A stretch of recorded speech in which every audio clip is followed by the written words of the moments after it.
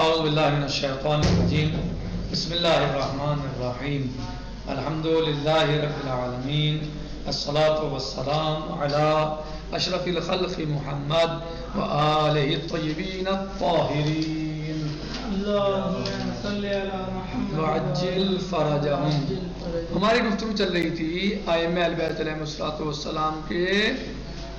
بارے میں کہ ائمہ اہل بیت علیہم السلام نے کس طریقے سے اپنے چاہنے والوں کو بتایا ہے، سکھایا ہے، سمجھایا ہے، کیسے اپنے چاہنے والوں کی تربیت فرمائی ہے۔ تو اس میں بہت ساری باتوں کو بیان کیا۔ اب آج پہنچے اس مرحلے پر وَطَرِيقَةُ آلِ الْبَيْتِ عَلَيْهِمُ السَّلَامُ فِي التَّعْلِيمِ لَا تُحِيطُ بِهَا هَذِهِ الرِّسَالَةُ، اور وہ طریقہ جو آل البیت علیہ السلام نے یا اہل البیت علیہ السلام نے اختیار کیا ہے تعلیم میں، اپنے شیعوں کو، اپنے چاہنے والوں کو جو تعلیم دینے کے لیے طریقہ اختیار کیا ہے، جس طریقے پر وہ کام کرتے تھے، لا تحیط بها هذه الرسالہ، اس رسالے میں اس کو بیان کرنا یعنی ناممکن ہے۔ یعنی رسالہ یعنی چھوٹی سی کتاب، ہماری رسالہ چھوٹی سی کتاب جو ہے یعنی یہ اس کو یعنی نہیں سمجھ سکتا، یعنی یہ کتاب چھوٹی ہے اور ان کے طریقہ جو ہے وہ بہت زیادہ بڑے ہیں اور بڑے زیادہ ہیں، بڑا فی مقدار میں ہیں۔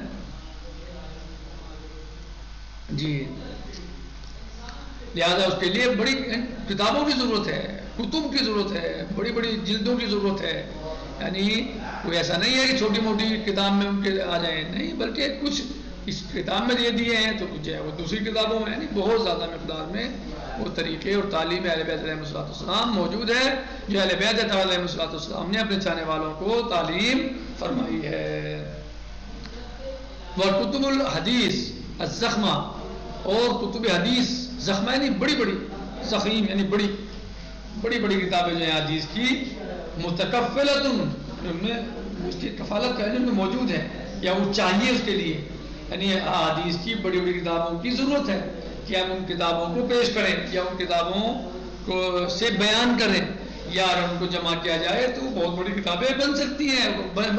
بنے گی، کیونکہ بہت زیادہ مقدار میں فرامین اہل بیت علیہ السلام اور آپ کے ارشادات و فرامین موجود ہیں۔ بما نشروا من تلک المعارف الدینیہ، بڑی بڑی کتابیں ہیں حدیث کی، جی جو اپنے ساتھ اپنے ضمن میں کیا لیے ہوئے ہیں، حدیث اہل بیت علیہ السلام لیے ہوئے ہیں۔ بما نشروا، جن کو نشر کیا ہے، من تلک المعارف الدینیہ، ان دینی معارف میں سے، کون سے دینی معارف میں سے؟ جو اہل بیت علیہ السلام نے اپنے چاہنے والوں کو تعلیم فرمائے ہیں۔ یعنی بڑی بڑی کتابیں ہیں حدیث کی، روایات کی بڑی بڑی کتابیں موجود ہیں جن میں طریقہ تعلیم اہل بیت علیہ السلام موجود ہے، جو آپ نے اپنے چاہنے والوں کو تعلیم دی ہے۔ کس کی؟ دین حنیف کی، دین الہی کی۔ غیر انہ لا باس ان نشیر ہونا الی بعض ما یشبہ یدخل فی باب العقائد، کوئی بات نہیں سوائے اس کے، انہ لا باس، کوئی بات نہیں، کوئی مشکل نہیں کہ ہم اشارہ کریں، ان نشیر ہونا کہ ہم یہاں پر اشارہ کریں الی بعض ما یشبہ، بعض ان چیزوں کا کہ جو مشابہ ہے کسی کے، کہ یدخل فی باب العقائد، کہ وہ داخل ہو جائیں کس چیز میں؟ باب عقائد میں۔ فیما یتعلق بتعذیبہم لشیعتہم، کہ جو متعلق ہیں تعلیم کے، یہ تعذیب کے جو اہل بیت علیہ السلام نے اپنے چاہنے والوں، اپنے پیروکاروں کے لیے فرمائی ہے، یعنی تعذیب کیا اپنے چاہنے والوں کو، یعنی ان میں سے بعض کو یہاں پر بیان کرتے ہیں، کوئی بات نہیں ہے۔ کہنا کہ ویسے تو یعنی بہت بڑی بڑی کتابوں کی ضرورت ہے، ضخیم کتابوں کی ضرورت ہے لکھی جائیں، یہ لکھی گئی ہے، اور ہمارا یہ مختصر سا رسالہ اس بات کا متعامل نہیں ہے کہ ہم یہاں پر تمام تعلیمات اہل بیت کو بیان کرتے ہیں سلام اللہ علیہ اجمعین، لیکن ٹھیک ہے، کوئی مسئلہ نہیں، کوئی مشکل نہیں، ہم بعض چیزوں کو یہاں پر اشارہ کرتے ہیں کہ جو باب عقائد میں داخل ہے یا داخل ہو سکتی ہیں، وہ جو متعلق ہیں تعذیب اہل بیت علیہ السلام سے، یعنی جو اہل بیت علیہ السلام نے اپنے چاہنے والوں کو، اپنے پیروکاروں کو تعلیم فرمائی ہے، لشیعتین، اپنے پیروکاروں کو جو اہل بیت علیہ السلام نے تعلیم کی ہے، یہ تعذیب کی ہے، بالآداب التی تسلک بہم المسلک الاجتماعی المفید، وہ آداب کہ جن کے ذریعے سے چلتا ہے، جن پر چلتا ہے مسلک کون سا اجتماعی مفید، ایسا مسلک ایسا مذہب کہ جو سماجی اجتماعی ہے، فردی نہیں ہے، اجتماعی ہے اور مفید ہے. یعنی ایک ہوتی ہے بات انسان کی فردی سمجھتے ہیں یعنی شخصی نجی، اور ایک ہے پورے سماج کے لیے، معاشرے کے لیے، پورے انسانیت کے لیے. تو وہ اجتماعی ہے، اجتماعی یعنی جو پورے سماج اور معاشرے کے لیے کوئی بات ہوتی ہے، کوئی کام ہوتا ہے، اسے اجتماعی بولتے ہیں. مفید یعنی فائدہ بخش، یعنی پورے سماج کے لیے مفید ہے یا پورے سماج کو فائدہ مند بنا سکتی ہے، فائدہ بخش بنا سکتی ہے، پورے سماج کو وہ فائدہ پہنچا سکتی ہیں. یعنی تعلیمات اہل بیت علیہ السلام جو سماج کے لیے، معاشرے کے لیے مفید ہیں، اور اگر ان پر چلا جائے، ان پر عمل کیا جائے، ان کی پیروی کی جائے، ان پر عمل پیرا ہو انسان، تو یا سماج یا معاشرہ، تو معاشرہ جو اہل بیت علیہ السلام کے فرامین پر عمل کرے گا، ان کے بتائے ہوئے احکام پر چلے گا، ان کے نقش قدم پر اپنا کو چلائے گا، تو ایسا سماج اور معاشرہ بہترین معاشرہ اور مثالی معاشرہ بن جائے گا، اور فائدہ اور مفید یعنی جو ہے معاشرہ بن جائے گا، خوشبودار معاشرہ بنے گا. جی کب؟ جب کوئی سماج یا معاشرہ اہل بیت علیہ السلام کی پیروی کرے، ان کے اقوال پر عمل کرے، ان کے فرامین پر عمل کرے، ان کے فرامین پر چلے. تقربہم زلفیٰ الی اللہ تعالی، اور جو فرامین ہیں اہل بیت علیہ السلام کے، ان پر چل کر کوئی بھی سماج یا معاشرہ یا کوئی انسان یا کوئی بھی شخص، چاہے وہ فردی ہو یا اجتماعی ہو، سماجی ہو یعنی فردی ہو یا جماعی ہو، جو بھی اس پر چلے گا، عمل کرے گا، وہ مولا عز و جل کے قریب ہو جائے گا، اور اللہ عز و جل کے یہاں وہ سرخ رو ہوگا، اللہ کے یہاں وہ مقام بلند پر ہوگا. کیونکہ اہل بیت علیہ السلام کی تعلیم اسی طرح کی ہیں کہ جو ان کی تعلیم پر چلے گا، عمل کرے گا، اس کی دنیا آخرت دونوں میں خیر ہوگی اور بھلائی ہوگی اس کے لیے، دنیا اور آخرت دونوں میں. لہذا دنیا میں بھی اس کا مقام بلند ہوگا، عزت کی نظر سے وہ دیکھا جائے گا. بلو بعض غلط لوگ اس کو غلط نظر سے دیکھتے ہیں، یا اس کی توہین کرنا چاہیں، یا اس کی احانت کرنا چاہیں، حالانکہ یہ کام تو بہت سارے ہو جائے اللہ کے ساتھ ہوا ہے اور ہوتا ہے. صحیح ہے کہ مثلا ان کی توہین کی گئی، یا ان کو پریشان کیا گیا، یا ان کو مثلا مشکلات سے دوچار کیا گیا، لیکن یہ دنیاوی توہین نہیں ہے. اگر ہماری توہین اللہ کے لیے ہو رہی ہے، انسانیت کی خدمت میں ہماری توہین کی جا رہی ہے، یا ہمیں برا کیا کہا جا رہا ہے، یا ہمارے حق کو چھینا جا رہا ہے، یا ہمارے حق کو سلب کیا جا رہا ہے، تو یہ توہین نہیں ہے. سید الشہداء حضرت ابا عبداللہ حسین علیہ السلام نے کیا کچھ پیش نہیں کیا اللہ کے لیے، انسانیت کے لیے، آدمیت کے لیے، دین و شریعت کیا کچھ پیش نہیں کیا. اپنی جانب پیش کی، اپنے بچوں کی جانب قربان کی، حتیٰ کہ اپنی بہنوں، بیٹیوں اور ازواج محترمات، مؤمنات کی چادر اور پردے کو بھی پیش کر دیا کہ اگر انسانیت کو، اسلام کو، آدمیت کو، اللہ کو، وحدانیت کو، توحید کو ہماری ان تمام قربانیوں کی ضرورت ہے تو ہم پیش کر دیتے ہیں. اور امام علیہ السلام 3 دن کے بھوکے پیاسے کربلا کے میدان میں شہید کر دیے جاتے ہیں، اور آپ کے لاش مبارک کو گھوڑوں کی ٹاپوں سے پامال کر دیا جاتا ہے، آپ کے خیام مبارک کو آگ لگا دی جاتی ہے، آپ کے خیام مبارک جو آپ کے خیام تھے ان کو آگ لگا دی جاتی ہے. اور مخدرات طہارت و عصمت ایک خیمے سے دوسرے خیمے میں جاتی ہیں، اور آپ کے پردے کو چھین لیا جاتا ہے، آپ کے حجاب اور آپ کے یعنی چادروں کو چھین لیا جاتا ہے. تو ظاہر ہے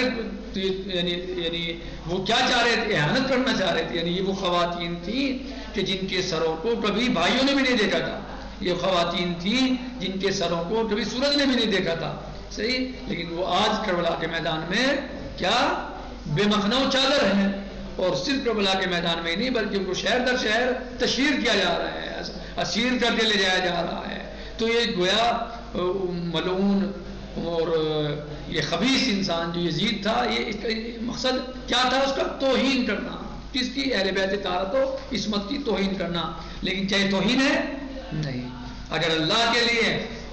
قربانی دینی پڑ رہی ہے، اللہ کے لیے انسان قربانی دے رہا ہے، اپنی جان دے رہا ہے، اولاد کو دے رہا ہے، یا ظاہری عزت پیش کر رہا ہے، جیسے اہل بیت علیہ السلام نے مثلا خواتین کا پردہ پیش کر دیا، ان خواتین کی چادر چھین لی گئی، تو ظاہراً یہ کیا ہے، یعنی ظاہراً یہ لگتا ہے کہ توہین ہے جیسے کہ، حالانکہ ایسا نہیں ہے۔ اور جب یہ ابن زیاد ملعون نے حضرت زینب سلام اللہ علیہ سے بڑے دربار میں پوچھا، کوفے میں کہ آپ نے کیسا پایا، تو آپ سلام اللہ علیہ نے کیا فرمایا، ما رأیت الا جمیلا، ہم نے تو سب کچھ اچھا ہی پایا۔ کیوں؟ کیونکہ جناب زینب سلام اللہ علیہ کے سامنے کیا تھا، اللہ، کیا تھا، اللہ، ان کی نظر میں اللہ عز و جل تھا۔ اب اگر اللہ عز و جل کے لیے، اللہ عز و جل کی خوشنودی کے لیے، اللہ عز و جل کی چاہت کو پورا کرنے کے لیے، اللہ عز و جل کے دین اور اسلام اور اس کے مذہب کو بچانے کے لیے اگر ہمارا پردہ جاتا ہے تو چلا جائے، پردہ بھی تو اسی کی نیم کرتے ہیں، اس کا حکم ہے، صحیح؟ جو پردہ کرتے ہیں اہل بیت یعنی خواتین مقدر اطاعت اس میں جو پردہ کیا کس کے لیے کیا، اللہ کے لیے تو کیا۔ یا جو آج مومنات پردہ کرتی ہیں اللہ کے حکم کی تو تعمیل کرتی ہیں، اللہ کے حکم کی پیروی کرتے ہیں، تو اگر پردہ اللہ ہی کے لیے جا رہا ہے، اللہ کے دین کے لیے جا رہا ہے، اللہ کی شریعت کے لیے ختم ہو رہا ہے، تو کوئی مشکل نہیں۔ مار آئے تو اللہ جمیلہ، اگر میرے بھائی کو 3 دن کا بھوکا پیاسا کربلا کے میدان میں شہید کر دیا گیا، اگر ہمارے بچوں کو بھوکے پیاسا ذبح کر دیا گیا، اگر ہمارے بھانجے بھتیجوں کو ذبح کر دیا گیا، اگر ہمارے مردوں کو قتل اور ہم سب کو اسیر کر لیا گیا، تو کوئی مشکل نہیں ہے، مار آئے تو اللہ جمیلہ۔ جبکہ وہ کیا کہنا چاہ رہا تھا، یعنی جناب سلام اللہ علیہ کو یعنی طنز کرنا چاہ رہا تھا، آپ کے نفس پہ چوٹ مارنا چاہ رہا تھا، یعنی نفسیاتی چوٹ دینا چاہ رہا تھا کہ آپ نے دیکھو اللہ نے تمہارے ساتھ کیا کیا۔ کیا کہا اس نے کہ دیکھو اللہ نے تمہارے ساتھ کیا کیا، کیسے تم لوگوں کو جو ہے وہ اس حالت میں، یعنی میں وہ کلمات نہیں کہہ سکتا کہ ان حالت میں آپ کو یعنی پہنچا دیا۔ تو آپ سلام اللہ علیہ نے کیا فرمایا، جناب سلام اللہ علیہ نے، بار آئے تو اللہ جمیلہ، ہم نے تو کچھ بھی نہیں دیکھا سوائے خیر کے، سوائے اچھائی کے، سوائے بھلائی کے۔ کیوں؟ کیونکہ سب اللہ کے لیے ہے، ہم نے جو قربانی دی ہے، ہم نے جن مشکلات کو برداشت کیا ہے، ہم نے جو یہ نفسیاتی جو ہمارے لیے سب سے بڑی مصیبت تھی، یعنی قتل ہونا آسان تھا اہل بیت کے لیے، لیکن بے پردہ بے مکھن چادر باہر آنا بڑا مشکل تھا، یہ سخت تھا اہل بیت کے لیے اور مقدرات طہارت و عصمت کے لیے۔ تو کہہ رہے کہ یہ ہم نے سب جو برداشت کیا اللہ کے لیے کیا، اور جو اللہ کے لیے کیا تو سب کچھ چھوٹا ہے، اللہ سب سے بڑا ہے۔ رضوان من اللہ اکبر، اللہ کی رضا سب سے بڑی چیز ہے، سب سے اہم چیز ہے، سب سے عظیم چیز ہے۔ تو کربلا والوں کے یہاں سید الشہداء حضرت ابا عبداللہ حسین علیہ السلام اور آپ کے پیروکاروں اور آپ کے چاہنے والوں، آپ کے صحابہ انصار کے یہاں کیا تھا، اللہ کی رضا تھی۔ وَرِضْوَانٌ مِّنَ اللَّهِ أَكْبَرُ، اللہ کی رضا ہی تو سب سے بڑی چیز ہے، باقی سب کچھ لٹتا ہے تو لٹ جائے، ختم ہوتا ہے تو ہو جائے، ہمیں کوئی پرواہ نہیں ہے، ہمیں اللہ چاہیے، اللہ راضی ہے تو سب کچھ ہمیں قبول ہے، اللہ کی مصلحت اسی میں ہے تو ہمیں سب کچھ قبول ہے۔ تو جن لوگوں نے قربانیاں دی، جو قربانی اللہ کے لیے دیتے ہیں وہ اللہ کے نزدیک ہو جاتے ہیں اور اللہ کے عزیز اور قریب ترین بندے بن جاتے ہیں۔ لہذا پروردگار سے دعا ہے، پروردگارہ ہمیں توفیق دے کہ ہم وہ اعمال انجام دیں جن میں تیری رضا پوشیدہ ہو، ہماری دعاؤں کو مستجاب فرما، مشکلات کو آسان فرما، لغزشوں سے درگزر فرما، ہم سب کا حشر نشر محمد و آل محمد علیہ السلام کے ساتھ فرما، بحق محمد و آل